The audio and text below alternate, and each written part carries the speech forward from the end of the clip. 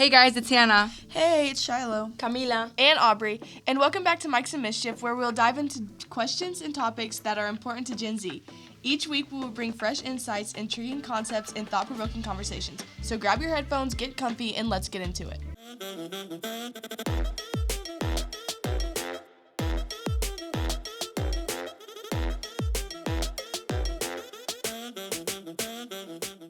So before we get into this episode's main topic, we want to briefly talk about the Grammys. What's everyone's opinions? Yeah, exactly. Yeah.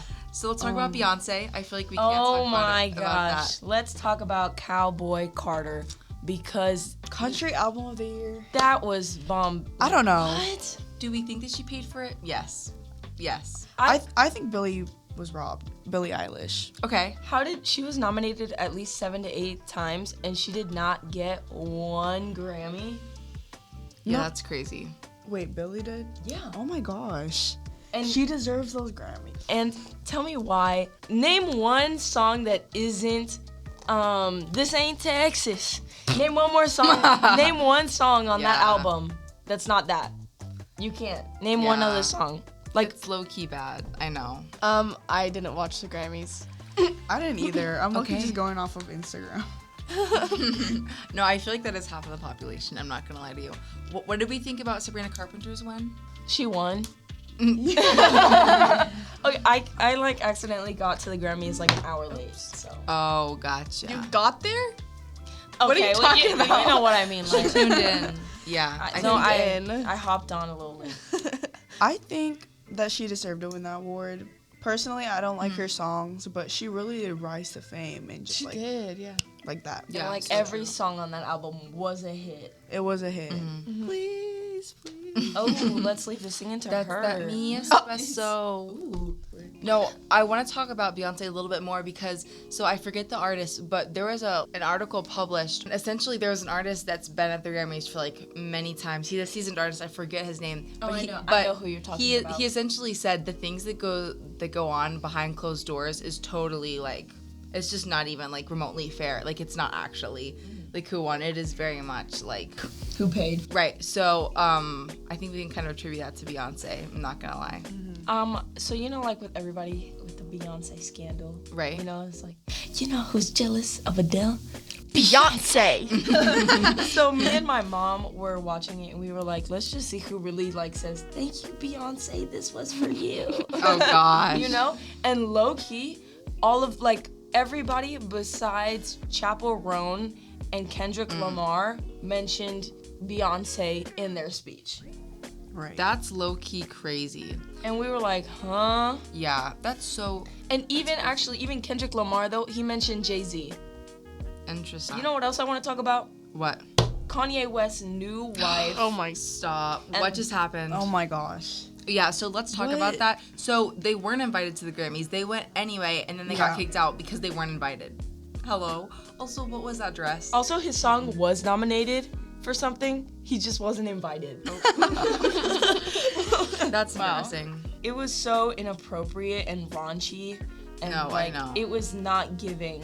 It was not giving. If I was rich and famous and I had like ties to the fashion world, know that I would be using that to my best advantage. That's so true. like, I would be dressing up for everything. yeah. And I now also- she decided not to dress at all. I know. It's pretty bad. I also want to talk about Lady Gaga and Bruno Mars. Their duet was beautiful. And also, I noticed their clothing, completely modest, super traditional, really classy. And I wonder, because these programs like the Grammys and the Oscars, they send messages with the people that they ask to, perform. And I wonder if they're trying to gain more traditional viewers back, because a lot of people that with traditional values don't typically watch the Grammys. So I wonder if they're trying, like, almost as a statement. I definitely think they're trying to appeal to a wider genre of people, especially with the comeback of The Weeknd, because he was boycotting against the Grammys, and then he was a singer. So, and because lots of people were angry about that. So I think they're definitely trying to reach out to others and the Academy is just trying to make money Right. the best way they can. And the best way they can do that is by diversifying. Right. What do you guys think about Doechii? I think she's making a very good impact on the rap community, considering that she's a black woman, and I love how she raised awareness towards black women in her speech at the Grammys. I think And- her songs are pretty fire. Honestly, yeah, and it's been on for a while. And she got that Grammy on a remix. Yes. Not even an original, so you can already imagine what she's gonna do. How about Chapel Roan with what she used her speech for? Did anybody see that? I did not. I did not listen to her speech.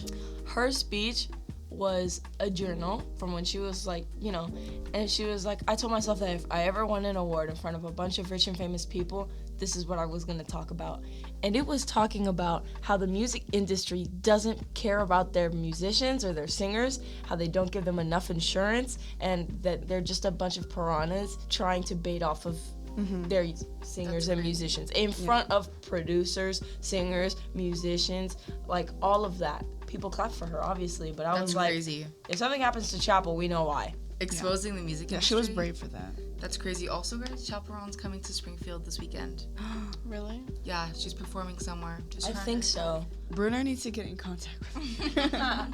Wait, guys, but if it doesn't happen, don't come at us. So okay? Yeah, let's please. briefly explain that reference. So Mr. Bruner is our history teacher, and he actually had Chapel Roan in class before she became famous. Wow. We are clouding all of that right now. Now, we want to talk about how and why Gen Z always must be busy and when not, find themselves severely more anxious and depressed. This could be secretly described as ADHD. So let's dig into that.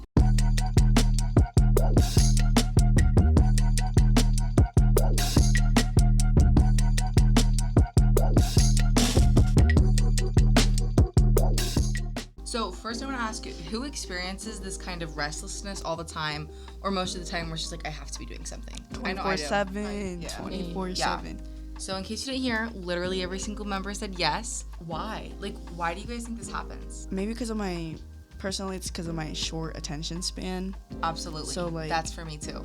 As soon as I do one thing, I just need to move on to another Yeah. thing because No, I absolutely. can't focus on that. And other disclaimer before we get more into this segment, none of us have diagnosed ADHD, but and we're not saying we do, but we are saying that we also do, like many people have anxiety, we get depression, or we get the feeling of panic when certain things aren't done, or just, a feeling that we have. Yes. So none of us here are diagnosed ADHD. Some of us also do have diagnosed panic and anxiety disorder, which are not the same thing, but they do go hand in hand. Yeah, and later on in the episode, I'm going to interview someone with diagnosed ADHD, and we're going to talk about what are the differences between my kind of restlessness and actual ADHD, what that person does to kind of help themselves out. But there is a difference. Yeah. What are the effects, you guys think? Like, how does this affect your daily lives? I know for me, it leaves me without being able to sleep or be able to sit down without feeling guilty, which is funny because you need to sleep to function. But I will feel guilty for resting if I know that there's something I have to get done or like something that I didn't do well enough. And so that is definitely how it affects me because it leaves me tired, it leaves me moody and very emotional. Yeah, absolutely. And I want to talk a little bit about the sleep because I notice this almost every single night. I can be in bed for like an hour, but my brain is so alive. Like, it is going through everything I need to do the next day, my outfits for the next week, like just random things. It is doing them like in my sleep. And it does prohibit me from sleeping, I won't lie. And I guess it's probably the electronics before bed, I'm not gonna lie.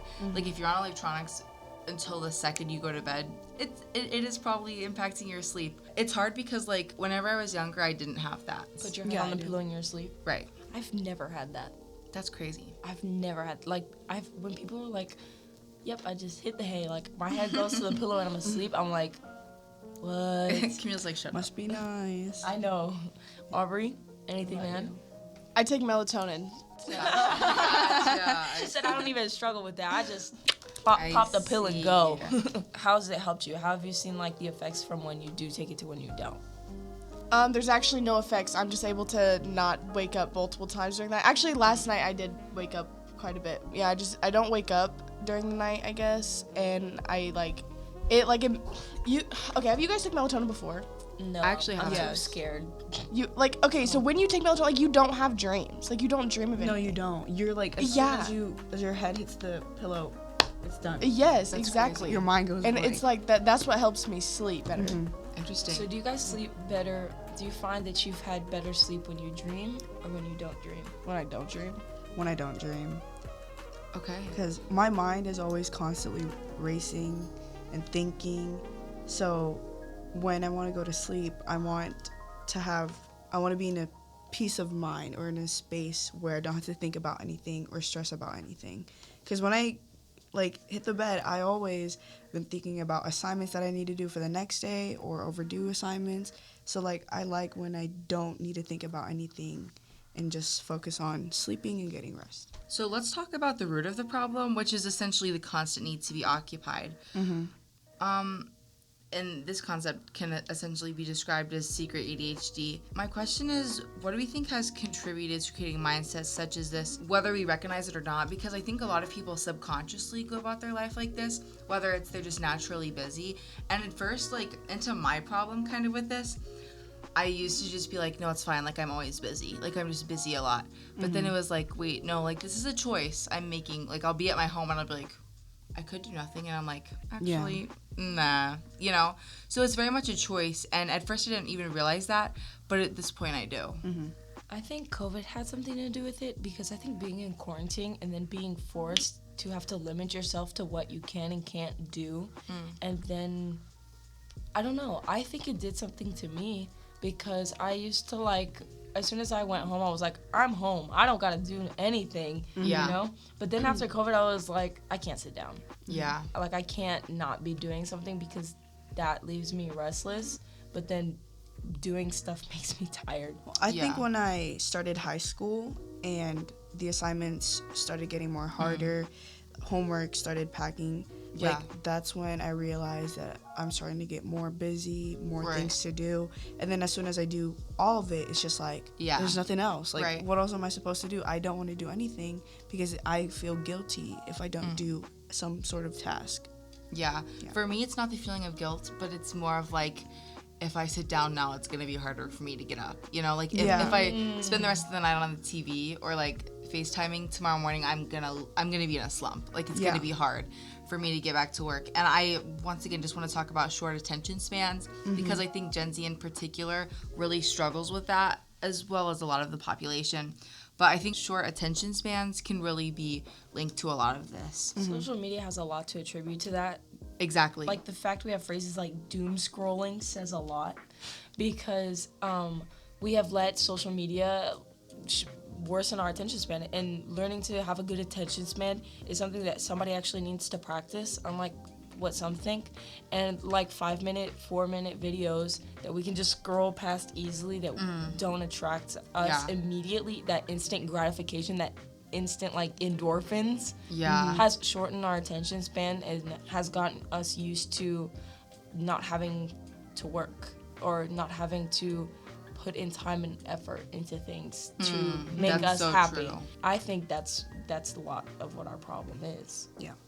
That's so true. And I actually have friends that have that issue where it's as soon as they got social media, they kind of cut off from the rest of the world. And obviously that's really toxic. That instant gratification, I love what you said about that. That instant gratification where now I no longer have to seek out those relationships for that kind of dopamine. That rush. Right. For this segment, it's going to be me and Avery in the studio.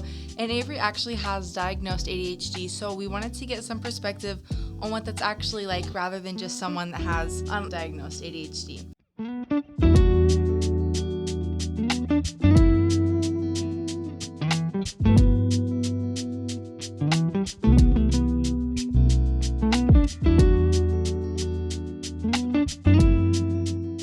So Avery, can you tell me a little bit how ADHD has impacted your life? So it's really treacherous and I hate it. There's this thing called ADHD paralysis where you want to do work, but there's something stopping you from doing it. You just can't get that motivation. And sometimes it's so bad. It's this weight and it's oh my gosh, I cannot do this. And it's so terrible and it gets in the way of life. But I recently started medicine to kind of help with that. And what it does is it kind of makes your brain lock in and focus so you actually want to do the work. So that has been really helpful. Are there any ways, aside from medicine, day to day that you, like things that you do that help yourself with that? Yeah, so I like to do things to motivate myself. Like, there was this video game I really wanted, Hello Kitty Island Adventure. But it was $40. I only had $20. And my mom said, I will buy half the game for you if you do your homework. And a lot of people with ADHD or stuff like that, where they need to focus, they use little things to motivate themselves. But I also, a lot of times I go to coffee shops and I get a little sweet treat to help motivate myself to lock in. Yeah, that's actually, I love those ideas. And those are even things you could do even if you don't have ADHD. How has that diagnosis changed things, or has it? It has, because I was able to get not only the medicine, but a 504 plan. Okay. It's actually a little complicated. I've always had, like, trouble with, like, locking in and stuff. So around 6th grade, my mom was like, okay, we should, like, get an evaluation for this. It wasn't until I was 12, it was May 20th, is when I finally got my diagnosis. And at first, they thought that I didn't have ADHD. And I was diagnosed with autism, which I have both. Going to the doctors and stuff, they put ADHD on my transcript. And talking to my psychiatrist, she eventually diagnosed me with that. They go hand in hand a lot. Gotcha. It's actually very common to have both autism and ADHD than it is to just have one of them. Since that diagnosis, that's able to link me with something to get a 504 plan. So basically what that means, I have like 2 extra days to submit assignments without getting late points reduced. Gotcha. I can have my earbuds in when other people aren't allowed to, because it helps me focus more and like distract from the outside sounds. And then the medicine has been really helpful. Or what things did you experience that you or your mom were like, I should get tested for ADHD? What were some things that kind of went into that decision? Like I said before, it was kind of just like that absolute dread I had when it came to doing things. And a lot of times, one of the symptoms is object permanence. You have no object permanence, so like out of sight, out of mind. I lose things all the time, and I don't know where I place them, and when I don't see them, I just forget they exist. So even if I've completed something, a lot of times I forget to turn it in because I don't have it, and that is very common. This episode is really about seeing those things that kind of distract us, or that almost secret ADHD, and how we can get better in that, and how we can be more productive, or in even some ways less productive if we're always trying to do things. And so what piece of advice do you have for people that aren't diagnosed for ADHD, but just like have that kind of restlessness? A lot of people have this misconception about mental disorders such as ADHD, OCD, autism, where it's like, oh, we can cure it.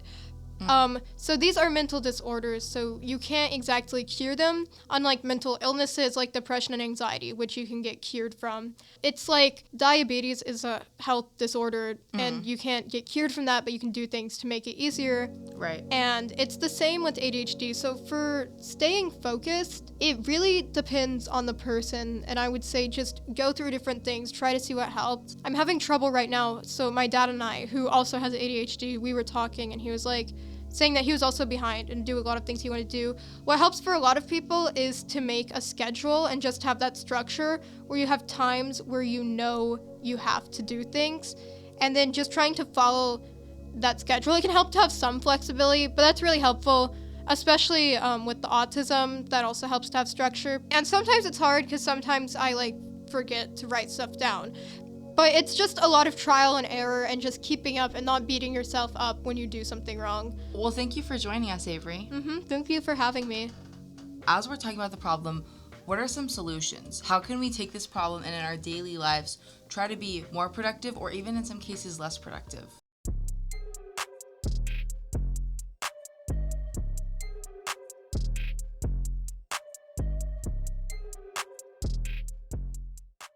Do you guys ever go on like random runs where you just get the sudden burst of energy to run?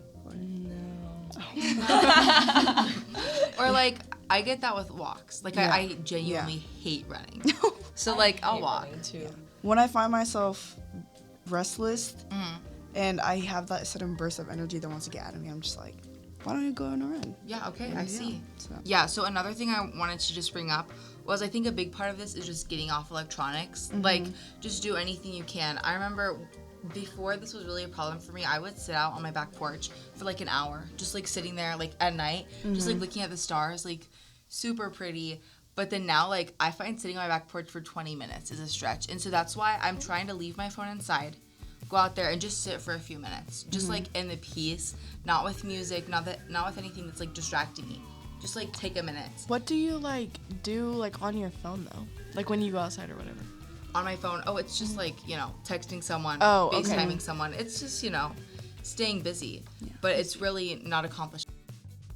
I think to also, those are all good things. And to avoid overworking yourself, give yourself a set time to do things. And then after that time has passed, it doesn't matter what's been done or what isn't, stop. Like when you get home, you're like, I'm going to give myself from 3 to 6 o'clock to get work done. And then after that, stop. Yeah. And I feel like when I've done that, it makes me focus even more because I have a time set, a time limit. So I'm like, okay, I gotta focus. I can't dilly-dally with it. And I see that I get more done. And even if I didn't get what I wanted done, I feel okay because I know I did the most that I can in the time that I gave myself. I think it's also like what you can. I think you also need to know what you can and cannot control. So if you have, like, for example, with assignments, and I don't know why I keep going back to schoolwork. If you have so many things to do, but you can't finish it all in one day or under 3 hours, I think you should, like, start a plan where you should focus on the main assignments that need to be done and are more important than the other ones. Yeah. And then just learn to let go of the other assignments that you can't control and cannot do. So. Right, that like strategy almost. Yeah. Know your limits, give yourself that time, be gracious with yourself, and prioritize your needs because at the end of the day, it's just schoolwork. I know it feels like it's not, and it's so ironic that it's coming from me, but it's just schoolwork, and there are other things like your health that matter. Well, that's going to wrap up this podcast episode. Let us know any comments, questions, or even possible segment ideas you would like to hear. Also, if you would like to be featured or join us for an episode, you can find the link on our social media. Don't forget to follow us on Instagram, TikTok, and Spotify. Until next episode, keep exploring, stay curious, and thanks for being part of the Mics.and.Mischief community. See you next time.